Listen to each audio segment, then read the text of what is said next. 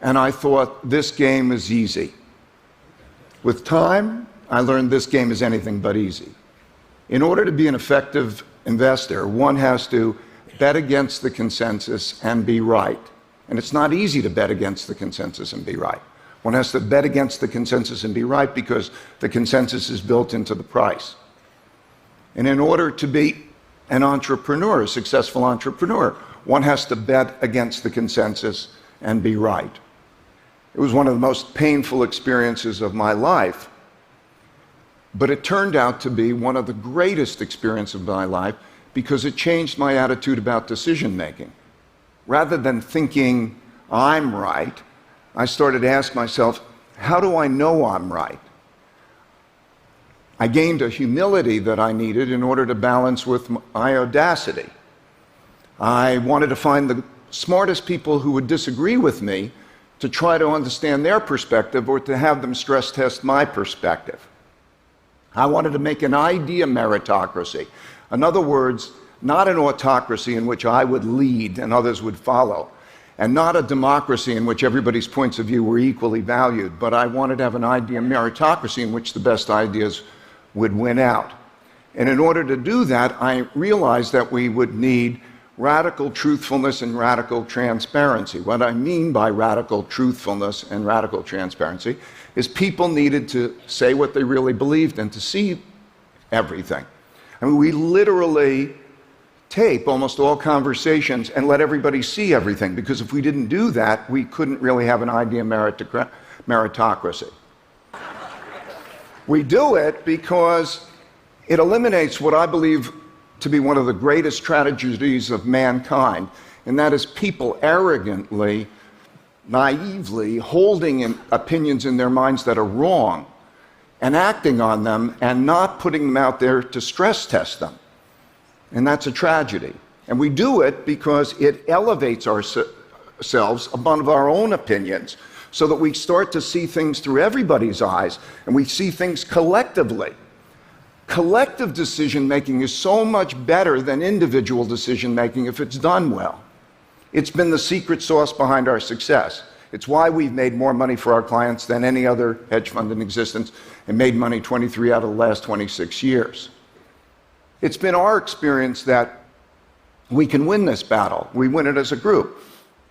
It takes about 18 months typically to find that most people prefer operating this way with this radical transparency than to be operating in a more opaque environment. There's not politics, there's not the brutality of, all of that hidden behind the scenes. There's an idea meritocracy where people can speak up. And that's been great. It's given us more effective work and it's given us more effective relationships. But it's not for everybody. We found something like 25 or 30% of the population it's just not for. And by the way, when I say radical transparency, I'm not saying transparency about everything. I mean, you don't have to tell somebody that their bald spot is growing or their baby's ugly. I'm just talking about the important things. What I mean is, at the end of the day, people have got to have two things. They have to have great character and they have to have great capability in order to make a great organization. And in order to do that, there are times that you're going to have to let somebody you love go.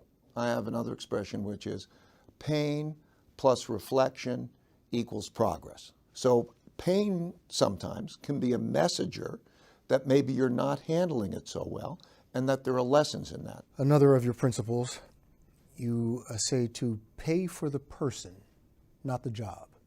Yeah, if a person is changing a job, and if you were to think about should you compensate them, you have to pay for what that person is like and make sure you pay them well for what they're like, rather than the title that they have.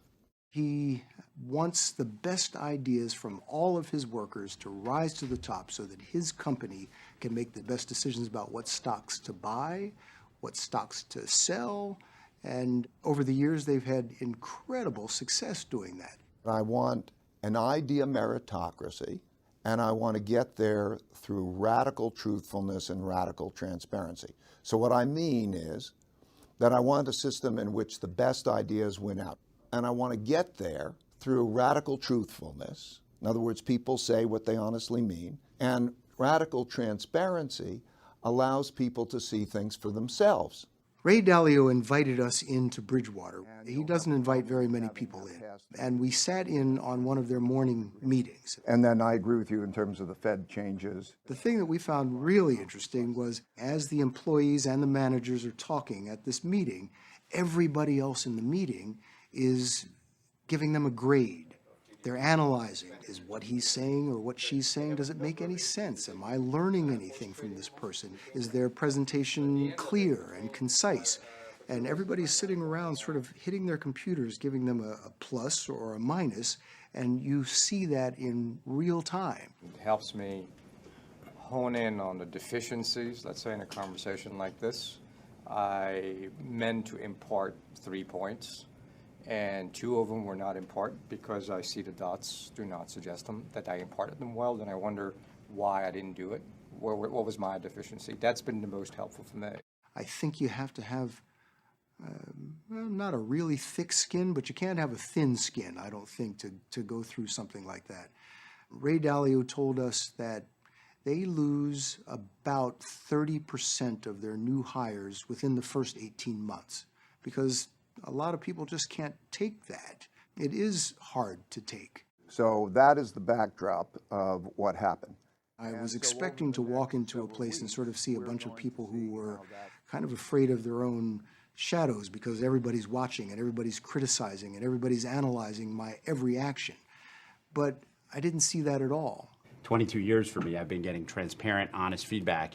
That's honed me, much of it negative, but it's helped me then see myself better, allow me to be stronger as a result of that. What it seems to do, and what Ray Dalio hopes that it does do, is helps people see what they do well and what they don't do well. And then with the help of the other employees, you will improve on the things that you don't do well, and you'll do the things that you do well even better. But you got to get used to that strangeness first.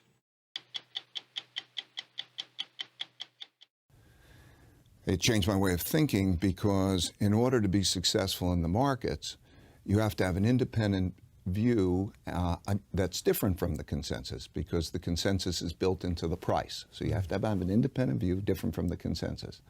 And you're going to be wrong a lot.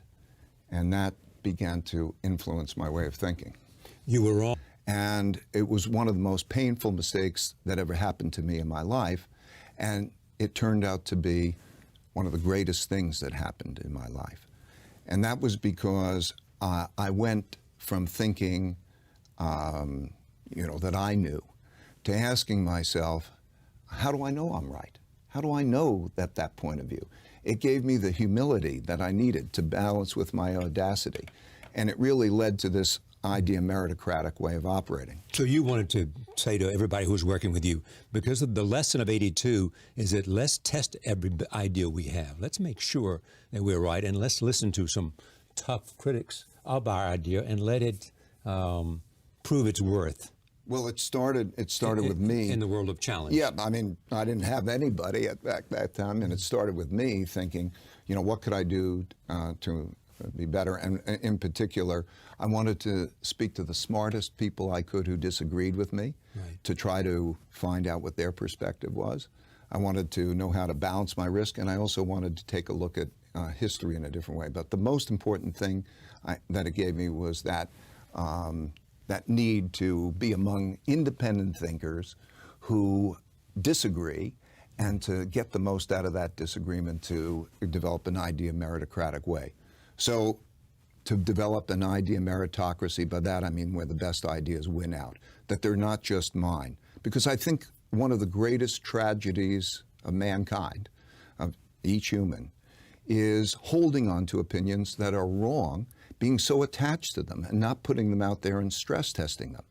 So by putting them out there and stress testing them, it was essential. So there are 3 things that we have to do in order to have an effective idea meritocracy, and this has been the key to our success. First, everybody's got to put their honest thoughts on their table, speak frankly. That's not easy. Most people won't do that, but that's what we do.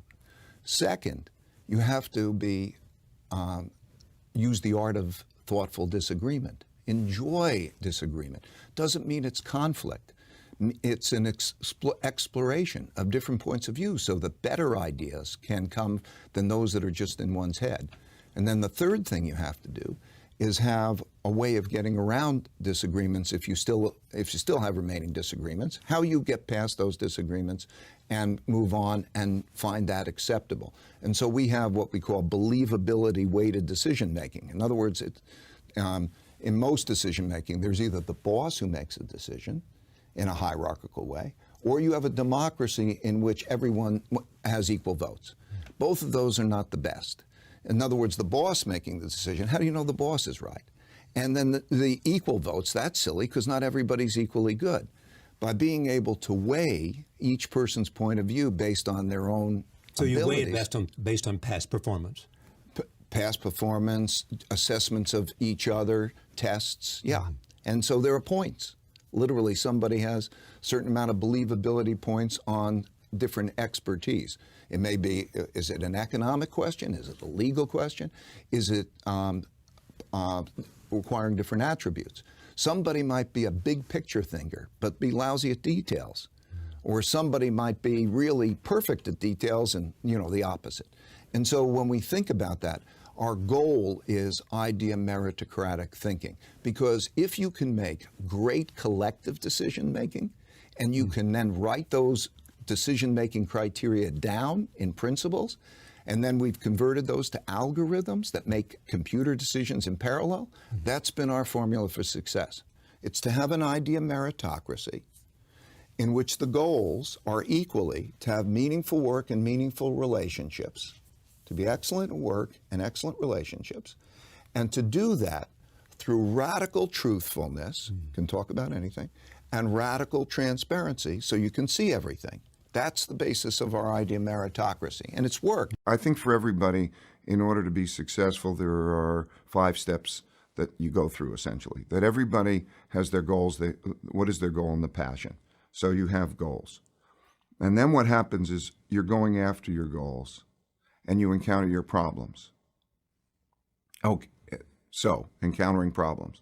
And then the big difference between people is how they approach those problems. People who get bummed out by the problems don't learn from them. Who learns from them? So those who recognize that problems are exciting, that they get into those problems or mistakes. Mistakes are learning experience. The pain that comes from that mistake. Every time you have pain, it's an indication that something's at odds. And so the people who have the pain are the people then who will go into that, realize that if they solve that pain, solve that problem, understand what that is representative of, not just the one problem, but that problem is a certain type of problem that will happen over and over and over again in your life. And if you can solve, how do I deal with that kind of problem? So diagnose, the third thing that everybody needs to do is if they have problems on the way to their goals, that they diagnose those problems and they get to the root cause, the real root cause. The real root cause is typically what people are like. Can you go to what you're like? Can you go to your mistakes? Can you go to your weaknesses? Right? Can you go to other people's mistakes and weaknesses? Some people, because of an ego barrier, can't do that. And so if they don't recognize their own mistakes, their own weaknesses, or others' mistakes and weaknesses, what the root cause being what they're like because of ego barriers, if they can't go there, they're going to repeat those mistakes. They're going to have them over and over again. So it's the process essentially of saying at that stage, what am I like? Everybody has strengths and everybody has weaknesses. The weaknesses are the other side of the strengths. So let's say if you're a right-brained, creative person, you may not be reliable because just the way you think necessitates you to think a certain way. That means you can't think in another way. That means you're going to keep bumping into that thing that's standing in your way. But unless you can embrace, I'm not reliable, right, and deal with it, you won't get around it. It's still going to continue to be a barrier, right? So the diagnosis to the root cause is important. So then If you diagnose it, then you have to design what are you going to do about it that works. So let's say you are very creative but not reliable. Okay, you have to find a means of, first of all, embracing that, and then saying, if I'm not reliable, what do I do? Do I work with a reliable person? Do I learn reliability? Do I have some compensating mechanism? Because I can't let that lack of reliability stand in the way of my goal. As long as I keep doing that, I'm going to keep running into problems. So you have to design what you do about the problems. And then when you're designing what you do about the problems, then you have to follow it through. So you have to follow through or do the thing you designed. And the doing the thing you designed requires self-discipline and so on. So people have to do those things in order to be successful, right? They have to know what their goals are. They will encounter their problems. They have to diagnose those problems down to the root cause, the real root cause. They have to design ways to get around them. And then they have to have the self-discipline to follow that. And it's a continuous iterative process. So that's what we keep doing, right? So you're going in that direction. I would say that all of the shapers are doing that. They're doing that well, right? So they don't mind the problems. They don't mind that. That's their adventures. Wonderful book is Einstein's Mistakes, right? And you hear his struggles, right? He wouldn't have been able to be cutting edge. He wouldn't have been able to be inventive if he didn't go through that. So when you're looking at the personality characteristics lend themselves to doing that 5-step process well. It's the mixture of the elements that matter, right? Ego barrier is the worst thing.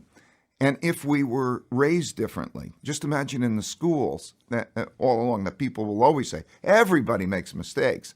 Everybody has weaknesses. The key is really to understand what your mistakes and weaknesses are so that you can learn from them, right? I think punishment is a terrible concept. Punishment means that you made a mistake and you're being punished.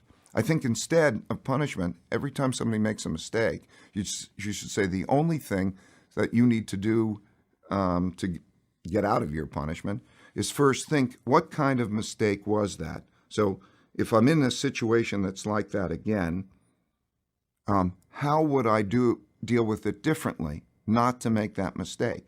So that learning should come from the mistake, not punishment, because you're teaching people not to make mistakes. Where's where the learning comes from, not the appreciation that if you keep doing this over and over again, you're going to keep encountering the same outcomes. Because all of the consensus is already baked into the price. In order to be correct in the markets, in order to make money in the markets, you have to see something that the consensus doesn't see. So you have to have an independent point of view. Very different than most other professions. Most other professions, you can build on existing knowledge. You don't have to have a point of view. If you're a doctor and somebody breaks a leg or whatever, you can repair that leg. It's not zero sum in the sense that you have to be smarter than the next person or different from the consensus. Now, in order to be different from the consensus, there's a high risk you're going to be wrong. So if I form that point of view and I'm wrong, the probability of being wrong I'm trying to reduce. And so by having other people stress test my thinking, it's very practical, right? So I say I work really hard to have this independent point of view, and then I bring that independent point of view out there and I say, shoot at it. How am I going to be wrong? And let's have that quality back and forth. And so that was just a practical approach. Find people who have alternative points of view and have quality conversations back and forth. Not to let them think for me, not for me to follow their point of view, but for me to understand the different perspectives, right? Very, very practical, because it increases my probability of being right and it reduces my probability of being wrong. And what I discovered in that process is that I was learning so much. And then, because I believe of that, we have a culture that's of radical transparency, right? So every meeting is taped and made available for everybody in the company to look at.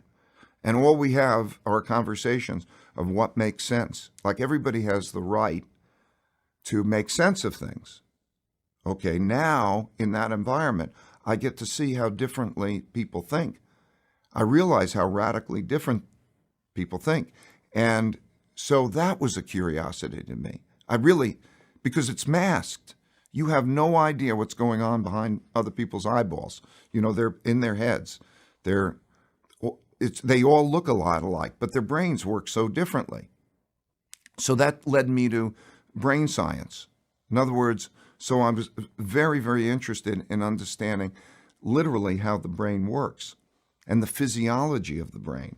And that's and we have different physiologies. So what we think is just our interpretations are things like love. Love is physiological.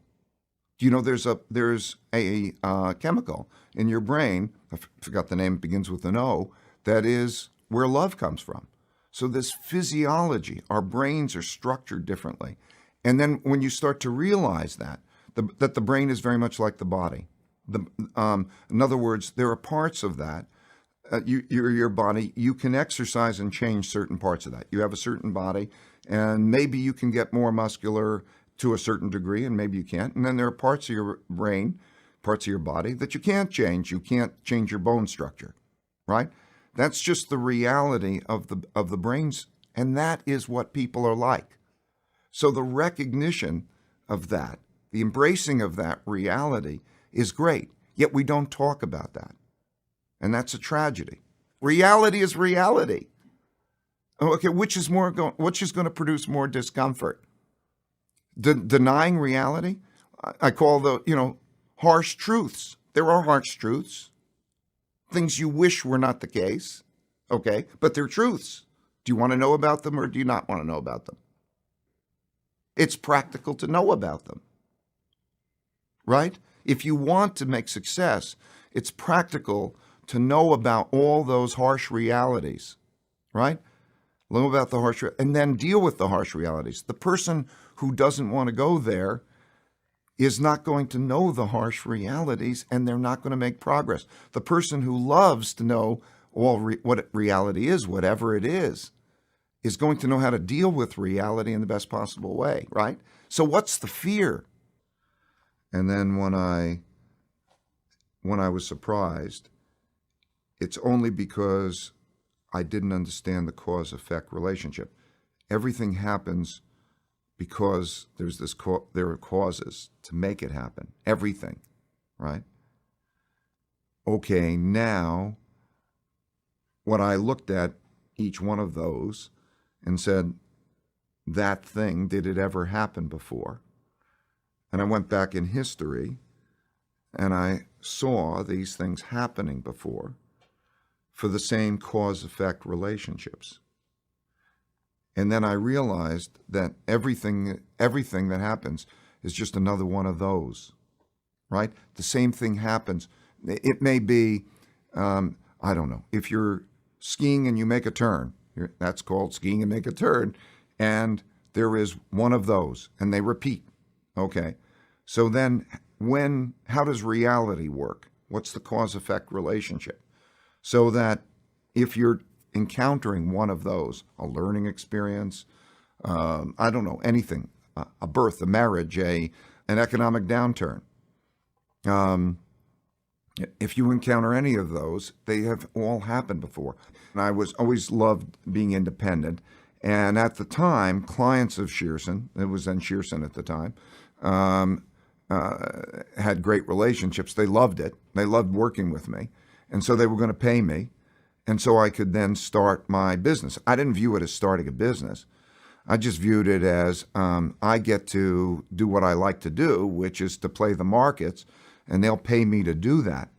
And then I did that. And then, of course, what happens over time is you need things. So I need people to work with. And besides, I love playing the game with people. And so I brought in other people, but people would do things. And so And I get computers and I get other things over a period of time, and it grows, and it became a company. But I never viewed it as a company. I really viewed it more like I'm doing this thing, and these are the things that I needed, those people in that group, and then I just kept doing it, and the things I needed became the company. I learned how to meditate, and it was definitely life-changing.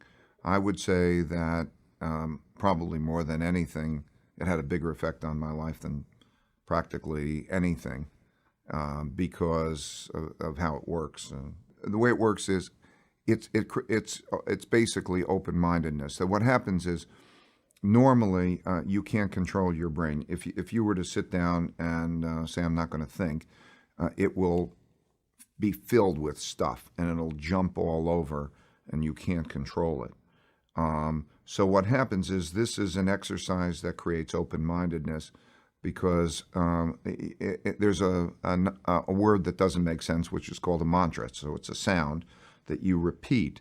And so while your brain is wanting to jump all over the place, by repeating this sound mentally, it takes your attention away from those thoughts.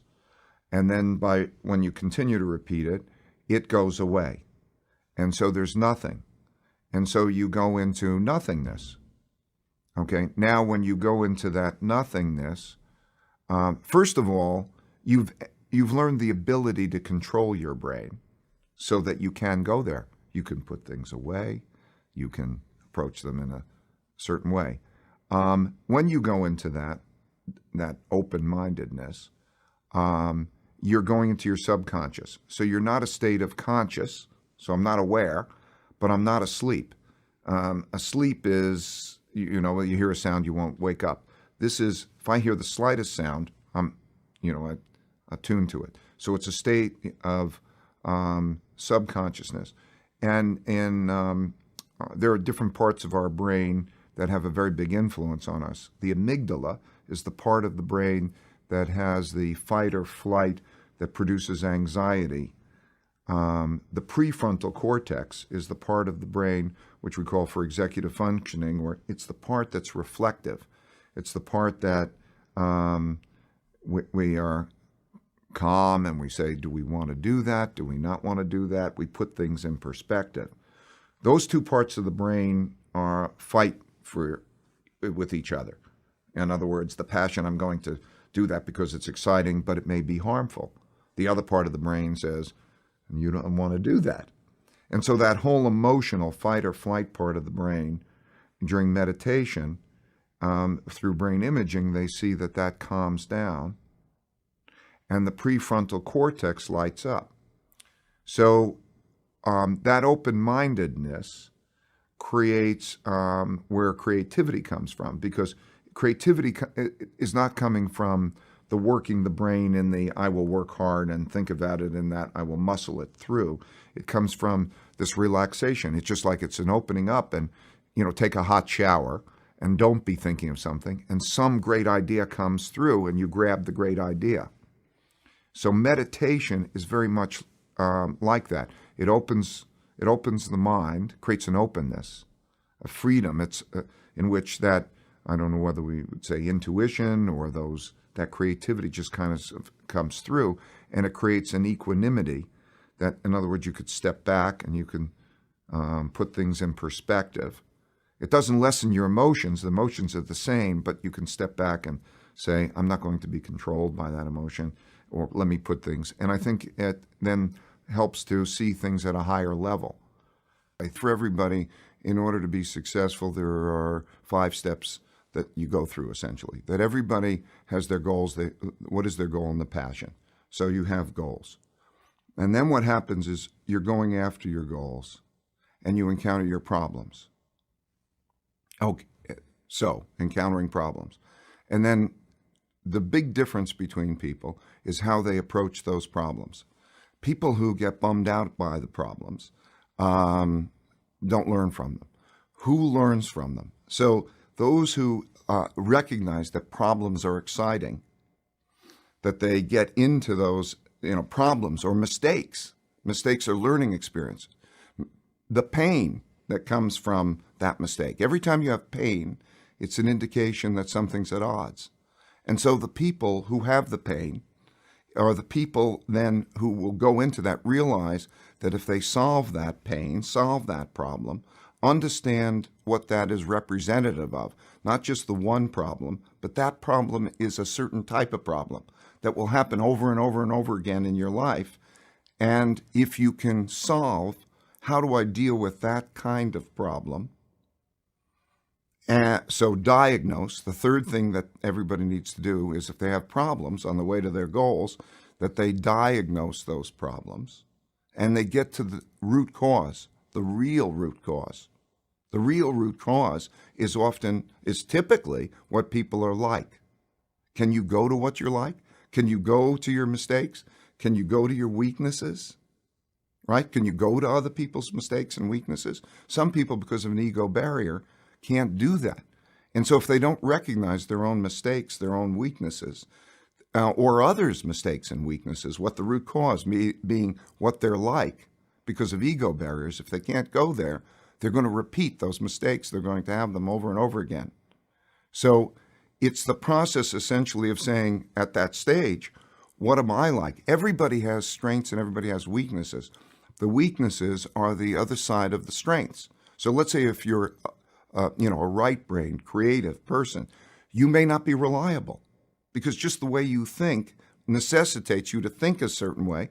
That means you can't think in another way. That means you're going to keep bumping into that thing that's standing in your way. But unless you can embrace, I'm not reliable, right, and deal with it, you won't get around it. It's still going to continue to be a barrier, right? So the diagnosis to the root cause is important. So then, if you diagnose it, then you have to design what are you going to do about it that works.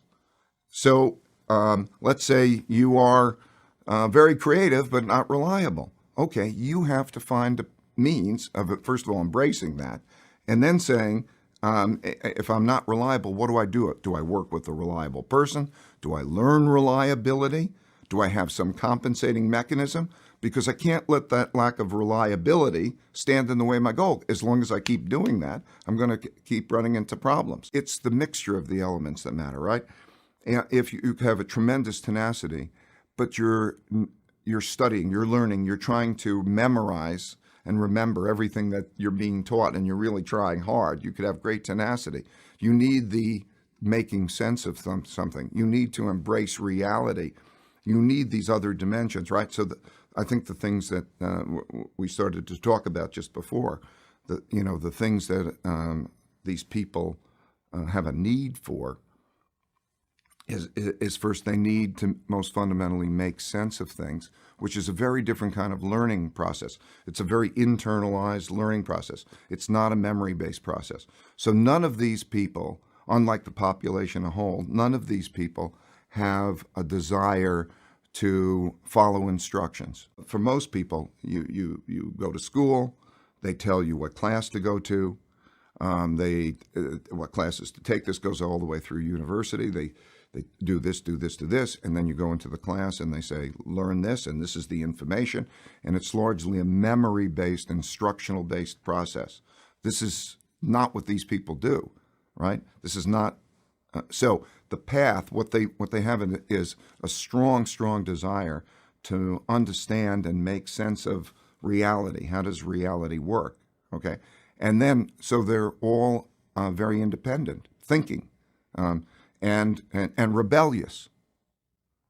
Okay, they don't mind, saying, screw you, this is what makes sense and I've got to go down that path, right? They're comfortable with ambiguity. They love ambiguity. Some people don't like ambiguity. Most people, they say, oh, I'm nervous about ambiguity. They love to go in the space of what's ambiguous because that's where the discovery is, right? They love making mistakes, the process. They understand that making mistakes, loosen up. It's like, going to ski or something. You can't learn how to ski unless you're falling. So they don't mind the falling. They're not embarrassed about making mistakes. They're not worried also about the approval of others, right? So many people are constantly saying, oh, well, risk, the whole different definition of risk. What's risky? They're not worried about what people think of them, right? Is that risk? Or failure? The term of failure is a totally different thing. The failure is a part of the learning process, right? What's the risk of failure? What, you'll be embarrassed? Or risk of failure? How do you distinguish failure from learning? In your whole life, failure implies that it stopped, that the game stops, right? If it's part of you're failing and then you learn, then that learning is part of the moving forward, right? So that is what the process is like. Fail, learn, move forward, and constantly do that because you're cutting edge. You're going where people haven't been before in inventiveness. That's exciting to those people. So that's a different kind of approach to life, right? It's a different way.